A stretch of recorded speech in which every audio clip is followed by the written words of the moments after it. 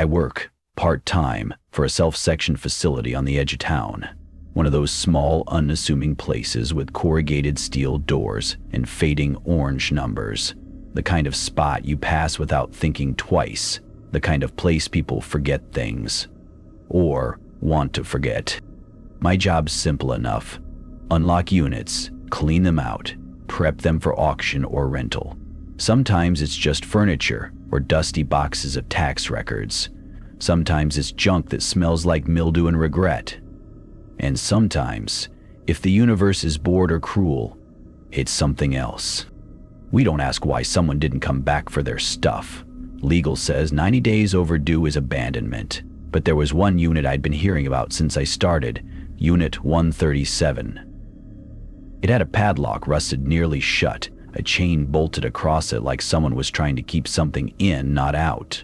Nobody touched it for years. Technically, it had been delinquent since 2007, 17 years. The name on the paperwork was Glenn Marker, but the address listed had burned down in 2008. There was no forwarding, no relatives, no obituary. It was just gone. I only heard about it through Jerry, the site manager. Old guy, half-retired, always sipping gas station coffee from a cup stained darker than his teeth. "You don't mess with 137, he told me once, eyes half-lidded. "Some units feel off. That one feels watched."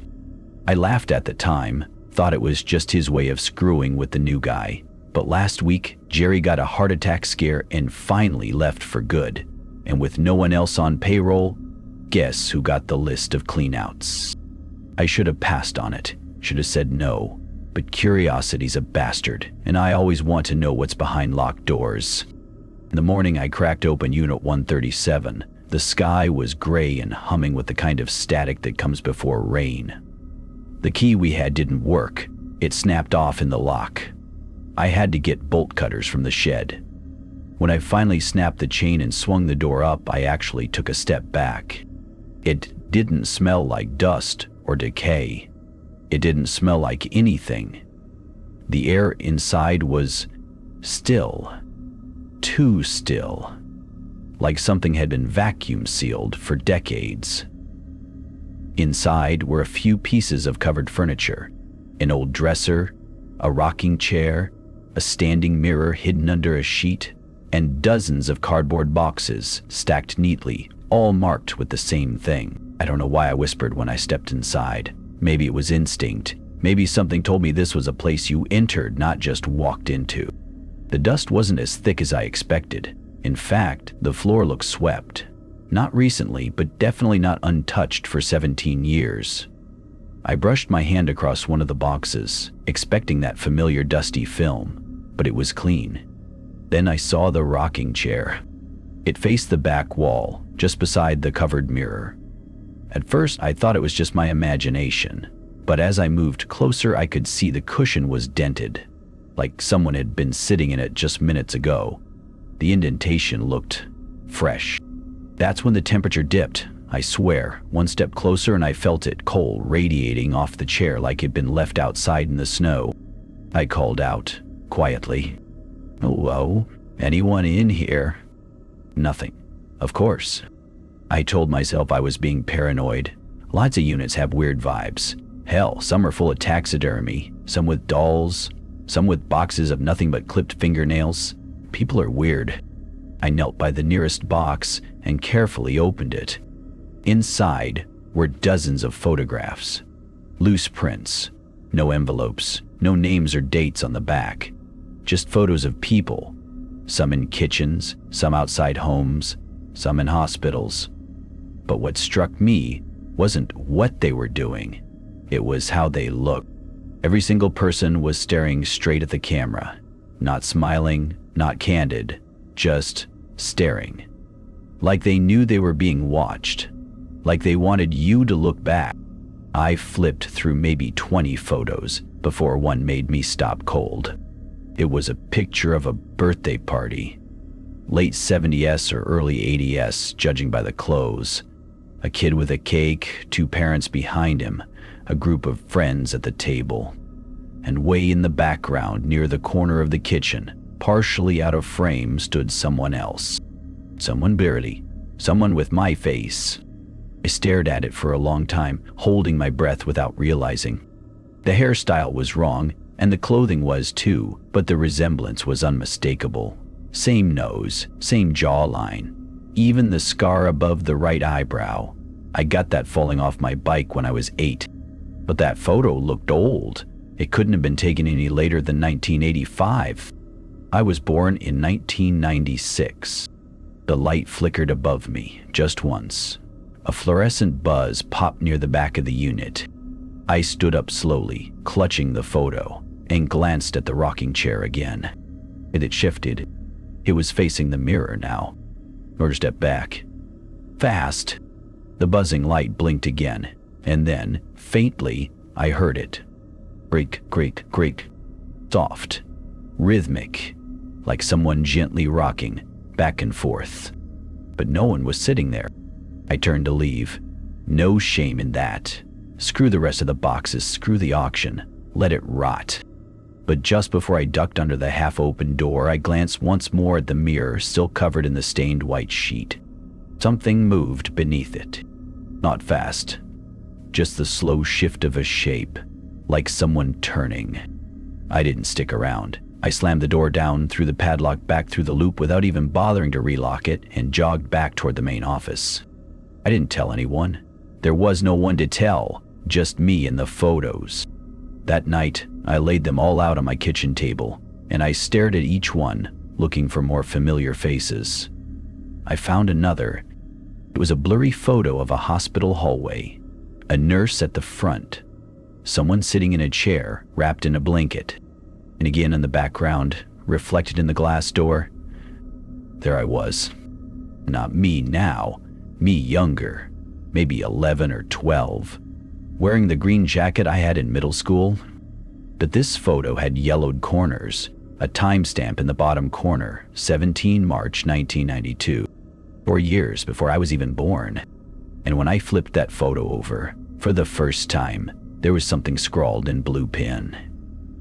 Found another one. Still watching. I barely slept that night. I kept the lights on, curtains drawn. Every time I closed my eyes, I saw that photo again. My own face, grainy and washed in hospital light, staring back at me through the glass. I knew what jacket that was. I remembered losing it on a school field trip in 7th grade. I never got it back. The timestamp haunted me even more. 1992. That was 4 years before I was born. But the photo clearly showed me. No more than 12. Didn't make sense. I kept turning it over, rereading the words. Found another one, still watching. I didn't go back to the storage facility the next day. I told myself I needed rest. Told myself I'd report the unit, or maybe call the police, or whoever the hell handles cursed photo albums full of chronological impossibilities.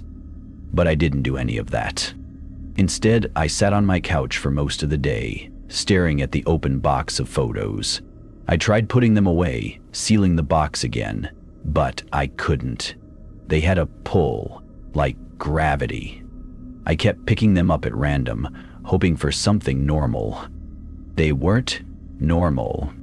One showed a man standing at a bus stop in a suit, but the longer I stared, the more wrong it looked. There were no shadows, no movement, no other people, just the man and the camera. His eyes were wide, too wide. His mouth looked blurred, like it had moved while the photo was taken, even though the rest of him was perfectly still. Another photo showed an empty room, old wallpaper peeling, no furniture, nothing else in frame. But in the corner, just barely visible, was a smear, a faint outline of something almost human, like a silhouette drawn with breath on a cold window. And in every single photo, no matter how random or staged, there was always some small reflection somewhere, glass, a spoon, the curve of an eye, and in that reflection, me. Not always clearly, not always fully, but unmistakably. My face, my body, watching. I eventually gathered all the photos and sealed the box tight, taping it shut twice over. I threw it in the back of my closet and shoved an old suitcase in front of it for good measure. Then I turned on every light in the apartment and took a scalding shower, hoping the water would wash away the feeling that something had followed me home. That night, I dreamt of the mirror. It wasn't like a normal dream either. It felt inside out, like I was trapped inside the mirror looking out. I couldn't move. I couldn't speak.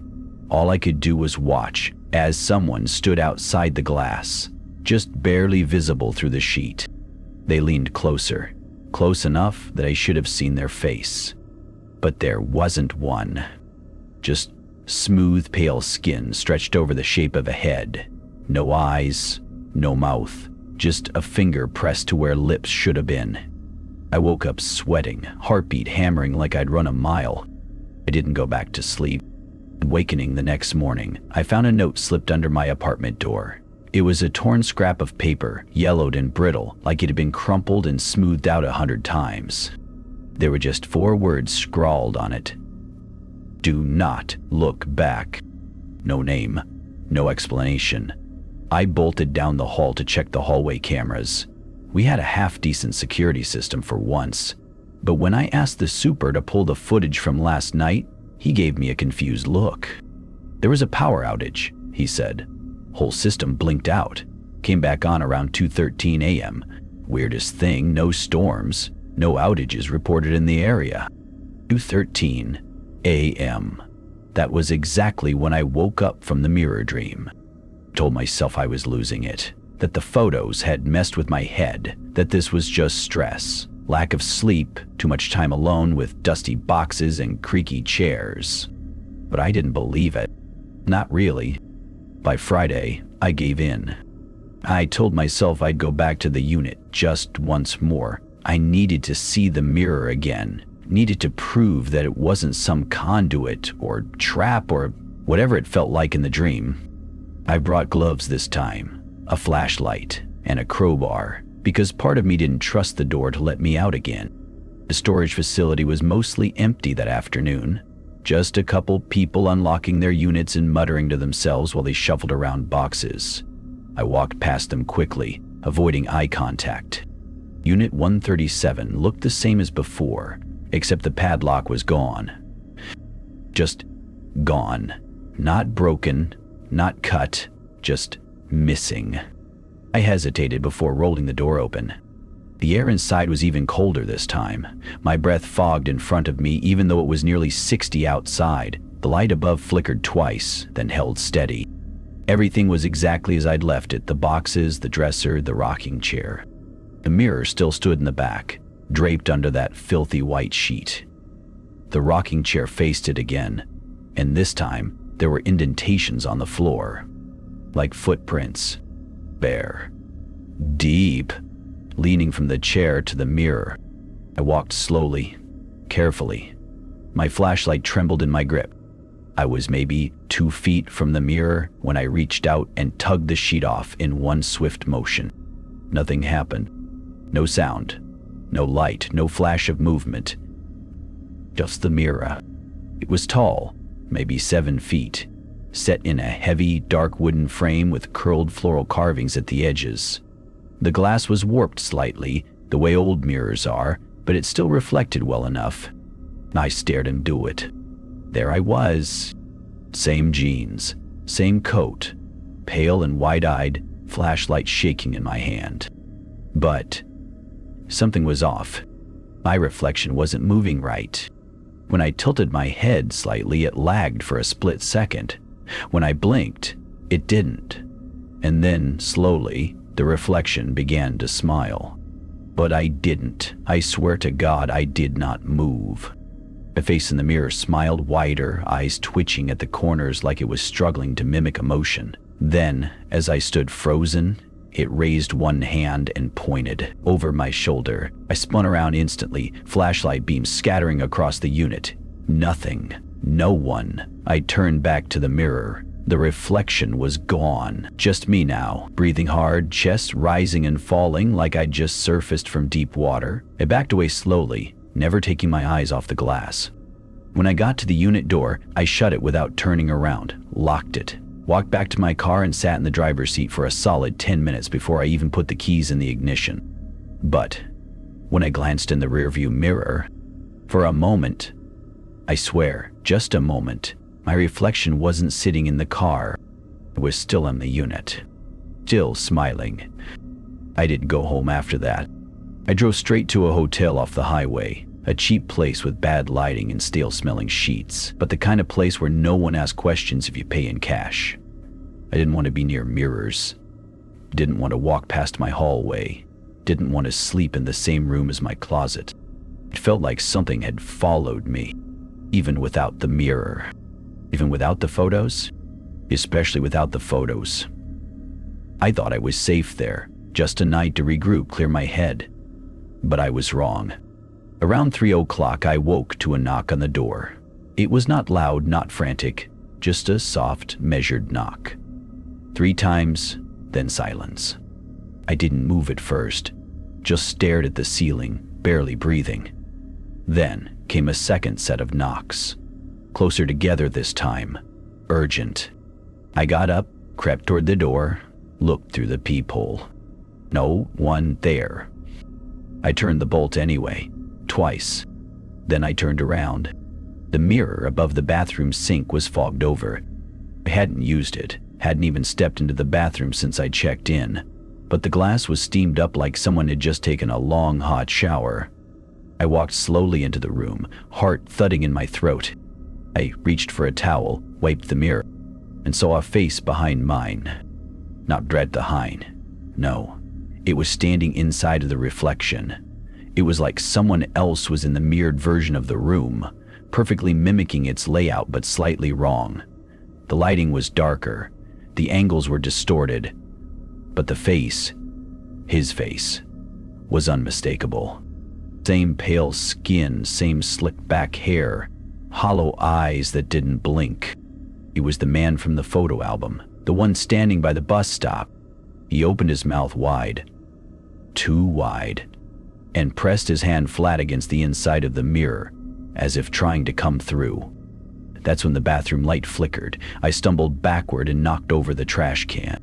By the time I looked again, the mirror was clear. Just me, breathing hard, pale, alone. I left the hotel before the sun rose. I tried to call Mark, the manager from the storage place. No answer. Straight to voicemail 4 times. So I drove back there just after 8 a.m. The front office was dark, even though the lights were supposed to come on automatically. The front door was unlocked. I stepped inside, called out, no response. There was a smell in the air, faint, metallic, like copper and mold. I followed it toward the back where the staff offices were. There was a sign on one door that read, Manager Mark T. I knocked, nothing. Pushed it open slowly. The office looked like it had been left in a hurry. Coffee still steaming on the desk, drawers half open, a stack of printed photos scattered across the floor. I bent down to pick one up. It was a photo of Mark, in the storage facility, facing the mirror. Behind him, barely visible in the reflection, was that same faceless figure, closer than before, an arm extended, almost touching his shoulder. Each photo showed a progression, closer and closer, until in the last one, Mark's face was twisted, mid-scream, body half turned as if trying to run. The timestamp on the last image? Today, 2:43 a.m. I dropped the photos and backed out of the office. Didn't even lock the door behind me, just got in my car and drove. Back at my apartment, I dug the sealed photo box out of the closet. I didn't care about gloves anymore. I ripped the tape off and dumped the photos onto the floor, flipping through them as fast as I could. And that's when I found another one of me. Not as a kid this time, as I was now. Same jacket, same clothes I'd worn to the hotel, standing outside my own apartment building. Only, the photo was taken from inside, from my window. The timestamp? Tomorrow, 6:17 a.m. I flipped through the rest in a panic, my hands shaking. Some of them were black and white, others were blurry, like they'd been taken from far away, but a handful were crystal clear. There were 5 that killed me more than the rest. A funeral. My own. My face in a casket. Eyes stitched shut. Hands crossed. But in the corner of the room was a mirror. And in that mirror, I was standing upright, smiling faintly. A train station. Crowded. But everyone else was motionless except one figure. Me. Walking between frozen people like I didn't belong. A room full of mirrors. I was in each one, but none matched. Some were crying, some were laughing. One had a broken neck. A hospital bed, an old man was dying. I was sitting next to him, but my eyes were solid black. An empty rocking chair, with a handwritten note taped to the back. "You've already been here." I dropped the stack and stumbled backward, knocking over the lamp. The room went dark. That's when I heard the click, the sound of a camera shutter. Once, twice, then something moved behind me. I turned too fast and fell into the hallway wall. The flash came again. No source, no camera in sight, just the feeling of being photographed, like something was cataloging me frame by frame. I grabbed my keys and ran outside, not stopping until I reached my car. I sat behind the wheel, panting, unsure where to go next. Had no family left, no close friends, just a growing suspicion that something had decided to observe me, not out of malice, out of interest, like it was documenting me for something, waiting for the right moment to file me away, like every other person in those photos. I made a decision. If the mirror was the source, if that was the anchor, I needed to destroy it. I waited until midnight. Then I went back to the storage unit, this time with a sledgehammer in the trunk and a pair of bolt cutters to get past the lock someone had placed back on Unit 137. The facility was deserted, lights dimmed low, flickering at intervals like always. I made my way down the row, passing closed units on either side. Then I stopped. Unit 137 was already open, wide open. The mirror was gone. In its place, a single rocking chair, facing the door, and on the seat was a Polaroid photo, still developing. I picked it up with shaking hands and watched the image fade in. It was me, standing outside Unit 137, holding a Polaroid. The timestamp, right now. I stood there longer than I cared to admit, holding that still warming photo of myself, like somehow it would fade away if I stared hard enough. But no, it stayed solid, sharp, and real in my hand. Behind me, the hallway lights gave a slow, rhythmic flicker, like breathing, like the storage facility itself had started watching. I didn't go in. I backed away from Unit 137 slowly, keeping the chair in view. That photo in my hand was undeniable, taken from the exact spot I stood, the same angle, same lighting, and there was no camera, which meant something had been standing right next to me when it was taken. I left. Didn't lock the unit, didn't tell anyone, just got back in the car and drove. I didn't go home. I didn't go anywhere familiar. I kept driving until the gas gauge hit red, then pulled into a 24-hour diner off Route 11, a place with strong coffee and enough noise to keep me anchored to something normal. That's when I took out the Polaroid again. It had changed, slightly.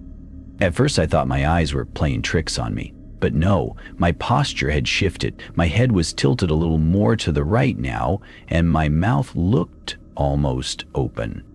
I blinked, checked the timestamp again. It was still marked as now. It was still developing. The photo hadn't finished yet. I left the diner an hour later, jittery and wired. I knew I couldn't sleep. I didn't want to sleep. If it was tracking me through photos, through mirrors, through time, then staying awake was my only defense. I tried to think rationally, tried to break it down like a puzzle, step by step. The mirror, the photo album, the unclaimed storage unit. Who had it belonged to? Who was supposed to claim it?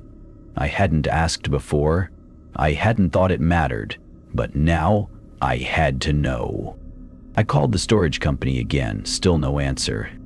Then I called the number on the invoice sheet I'd kept in my glove box, the old records file, the one with the billing info crossed out in red marker. After 3 rings, someone picked up. A woman's voice. Hoarse. Cautious. "Hello? Sorry to bother you. I was working cleanup for a storage unit, number 137, and I found your number on the record. I need to know who rented that unit before. Can you tell me?" There was a long pause. Then she said, "No one's rented that unit for 15 years. My stomach dropped. "But there was a name on the old paperwork." I flipped through the crumpled invoice, squinting at the faded handwriting. "Glenn Marker. Do you know that name?" Another pause. Then, "That was my father." "Your father rented the unit?" She laughed, but it wasn't amused. It was broken. "No. My father disappeared in 2009. That's why the unit was listed under his name. They assumed he abandoned it, but I think he went in and never came out." She sounded tired, not just physically, existentially. "What was he storing there?" I asked. "Catalogs," she said finally. "That's what he called them. Said he was documenting something no one else could see, taking pictures, filing people away. He thought the mirror helped him see where they really were." I swallowed hard. "Did he ever mention a figure? A man without a face?" That silence again. "Then he said something was watching him through the mirror. He said the more he documented it, the closer it got, until eventually it stopped showing up in the mirror and started showing up outside of it." "What happened to him?" I asked quietly. "I told you," she said. "He disappeared." That night, I stayed in an old motel near the edge of town. There was no TV, no Wi-Fi, just a stiff bed and a deadbolt that didn't quite click. I propped the chair against the door and laid every photo I had out on the floor. They stretched from wall to wall, hundreds of images. Different people, different time periods. Some of the photos were so old they were curled and browned, like they'd been taken in the 1940s or earlier. But the backgrounds, they were familiar. The same hallway, the same mirror. Some of the faces in those photos were screaming. Others smiling. A few looked blank, like they'd been emptied out before the shutter clicked. And in many of them, he was there. The man with the slicked back hair, too pale, too tall, no features, just a faint humanoid suggestion, always in the background, getting closer. I realized something else then. The closer he got in the photos, the more recent the photos seemed to be. It was like the progression of his proximity had nothing to do with geography but time. Every person in these pictures, they were part of the same process, the same catalog. I dug back into the stack and found the first photo of myself, the one where I was just standing at the apartment window. I compared it to the most recent Polaroid. There were now 5 versions of me across those photos, and each time, he was getting closer. In the newest one, he was just over my left shoulder, barely out of focus, not quite touching me but close enough to whisper. That's when I remembered the note I'd seen taped to the back of the rocking chair in the unit. "You've already been here." It wasn't a message to me. It was a message from me, a loop, a warning, or maybe a confirmation. I did the only thing I could think of. I called the woman again. Glenn Marker's daughter. "I need to ask you something," I said. "Did your father ever try to destroy the mirror?" She was quiet for a long time. Then, "He tried, more than once. Took a sledgehammer to it, even poured acid on it." "What happened?" "It always came back." "Where?" "In the last photo he ever took," she said. "He said the mirror wasn't in the room anymore. He said it had become the room." My skin went cold. "He said once you're part of the catalog," she whispered, "you don't need a mirror to be watched." I tried to burn the photos that night. Used lighter fluid, a grill out behind the motel. They sizzled, but didn't curl, didn't blacken. The fire just danced over the surface, like the ink wasn't made of anything real. And the flame died. Every photo was still there, untouched. And the worst part? They'd change. The latest image? Me, kneeling in front of a fire, holding a photo. Now, I don't sleep. I can't. He's closer than ever. I don't need to check the photos to know.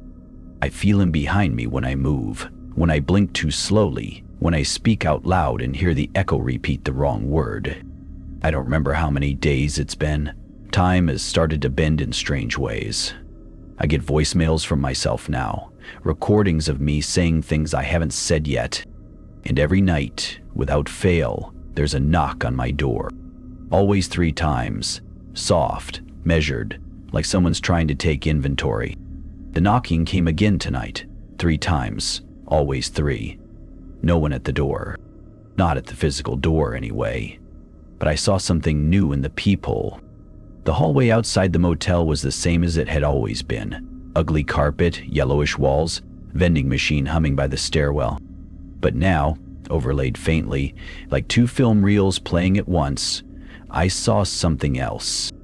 Wooden floorboards, rotted wallpaper, and a hallway that ended in a familiar object, the mirror.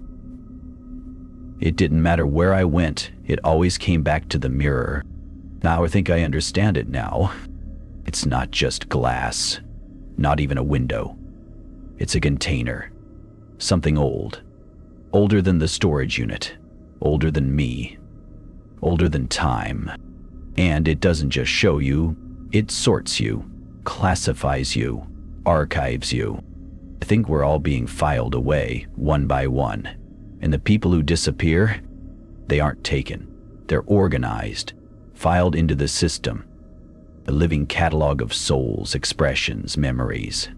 An eternal storage unit of everything no one ever claimed. This morning I saw a new photograph had appeared in the pile. I didn't take it, it was already there, lying on top like it had risen through the others. A picture of my motel bed, still made. Empty. I hadn't left it yet when I found the photo. But I was about to. I packed quickly, stuffed everything in a garbage bag. Photos, notes, tape recorder. I didn't bother with clothes or food. I had one goal, find the mirror again. Maybe not to destroy it, but to step into it, to confront whatever was behind it and end this thing at the source. Unit 137 looked different this time. The door was cracked open and something faint and flickering pulsed from inside. I pushed the door wider and stepped into a world of stillness. The rocking chair was gone. The walls were black, as if the insulation had eaten through the drywall, and the mirror. Once propped in the corner, now hung from the far wall, suspended by nothing. It pulsed gently, like it was breathing. The room smelled like ash and old photographs. And beneath the mirror, stacked like drawers in a morgue, were dozens of labeled boxes. Not labeled by item, but by emotion. Grief_14, ecstasy_77, shame_2023, hope_6, you_. That last one caught my eye. You_. The label had no number, no date, just a dash, like it wasn't finished yet. Like it was waiting. Inside the box was a single item, a photo. It wasn't me, not at first. It was a man I didn't recognize, middle-aged, gaunt, eyes wide and mouth open like he was in the middle of screaming something no one would ever hear. Behind him, the mirror, and me, in the background, watching. I stumbled back. My stomach turned. It wasn't possible. I had never seen this man before in my life. But the mirror, it was showing me to him. I checked the back of the photo. A date was scrawled in fading ink. October 14, 2009. That's when I understood. This wasn't his photo. It was mine. Taken by the mirror, cataloging me through someone else's timeline. And a recursive echo. Every person who's seen the mirror carries forward the next person's fate. like passing a baton in a relay no one agreed to run, and the baton is the self. The walls began to hum. The mirror glowed softly, an underwater shimmer that made the room stretch and bend. I looked into it, and for the first time my reflection didn't move. It just stood there, mouth slightly open, eyes wide, head tilted to the right. Dark all, just like the Polaroid. I lifted my hand. The reflection didn't follow. Instead, it smiled. A small, slow curl of the lips. I couldn't move. Then, behind my unmoving reflection, something else emerged. That tall, pale man. But now, he had a face. Not just an absence, not just a suggestion. A real, detailed face. And it was mine. My knees buckled. I dropped to the floor, eyes fixed on the mirror. The reflection started walking forward, even though I hadn't moved. But it wasn't mimicking anymore. It was inhabiting, stepping forward, taking over. I looked down and saw the same blackened rot that covered the walls starting to creep up my arms, like the ink from all those photos was seeping into my veins. This was the final step. You don't just get cataloged. You become the archivist. You take the place of the thing behind the glass, and someone else takes yours. I scrambled to my feet and screamed at the mirror, at myself, at the thing behind my eyes. I lifted a box, Hope_6, and threw it at the mirror.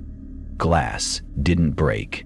The entire room went silent. Time froze, and the mirror rippled like water. And my reflection, it reached through. They read. I don't remember how I got out of the facility. The air outside burned my lungs like I hadn't breathed real oxygen in hours. The sky was gray and still, no sound, no birds, no cars, no wind, just a hum of silence and the feeling that every surface was watching me.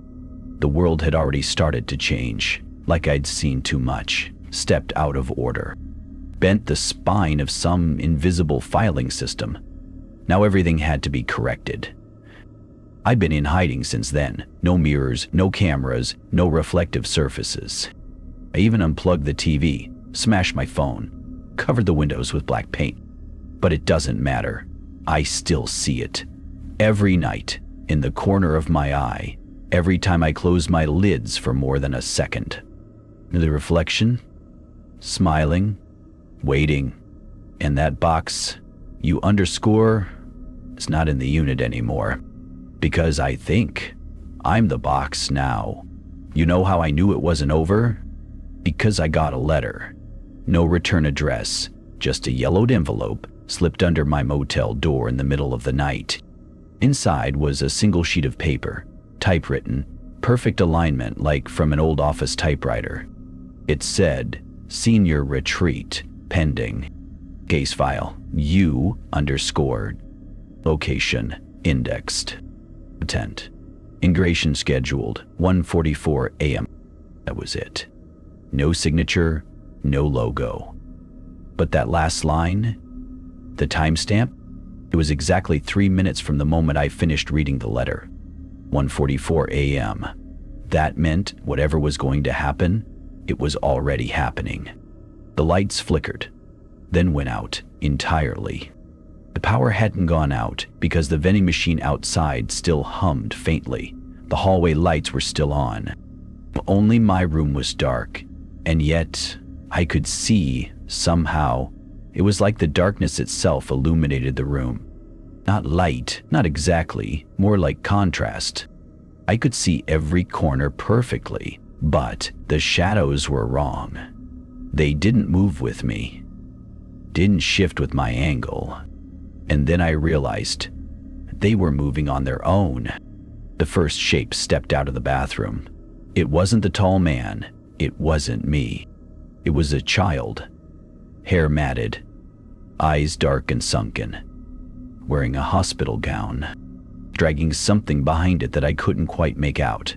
Not a toy, not a bag. A face. My face. Slack-jawed, cold, and empty. The child looked at me, then held up a small metallic clicker, the kind librarians use to count entries. It clicked once, then whispered, "Next." Other shadow peeled from the ceiling. An old woman this time, bent back with cataracts like opals in her eyes. She grinned without teeth and opened her hand to reveal a charred photo. One I recognized. It was me, sleeping in this very motel room, from outside the window. She raised the photo to her face and inhaled it. The image crumpled and vanished into her wrinkled mouth, and she too whispered, "Next." They kept coming. A parade of archived selves, each one carrying some piece of me. The version of me that had quit school in 2006, the version that never left my hometown, the version that stayed with her. Every choice I never made, every failure I buried, they were all here now, each labeled, sorted, indexed. And they had come for integration. I understood what that meant now. It wasn't possession. It was overriding, merging every possible version of me into one, too large, too incompatible, too fractured to survive. The catalog didn't want to preserve me. It wanted to crash me. I ran again. But the hallway had changed. Where the stairs once were, there was only another mirror. Thin, fogged, slightly warped. No reflection at all. Not until I stepped closer. Then, slowly, it sharpened. And it showed me something worse than the monsters. Worse than the empty motel, worse than the long corridor of selves. It showed me a version of myself who had forgotten. A blank-eyed man in an office cubicle, staring at spreadsheets, laughing at small talk, watching microwave numbers count down at lunch. A normal life. No memory of the unit. No photos. No faces. He wasn't haunted. He was empty. I backed away. That wasn't safety. That was erasure. And something behind me whispered, "Integration successful." I woke up in the woods. No motel, no parking lot. Just a patch of pine needles and moss, with fog hanging low over the ground. No idea how I got there. But my hand was clutched around something cold. The mirror shard. The same one from the eunuch. It had followed me. Or maybe I'd never let it go. Reflected in its jagged edge was the sky. But it didn't show the same clouds above me. The sky in the shard was nighttime, and something flew across it. Wings too wide, too thin. It wasn't a bird. It was filing. Something was being shelved. I dropped the shard. It didn't land, just vanished into the moss, like it had never been there. I knew then that I couldn't escape the catalog. Not really, but I could delay it. I could warn others. That's why I'm writing this down. That's why I'm sending it to you. If you're reading this, it means the story made it out. It means something did. But that also means the catalog has probably already marked you. So if you notice anything strange, photos you don't remember taking, mirrors that don't reflect the right room, faces watching from reflections, don't ignore them. Because you're not being watched. You're being sorted. And once the mirror knows where you belong, it won't stop until you're right where you're supposed to be. Neatly labeled, perfectly preserved, filed forever. I have one last photo. The only one I won't destroy. It shows the storage unit from the outside. Door open, light spilling out. A figure silhouetted in the center. It's hard to make out the face, but I think it's you.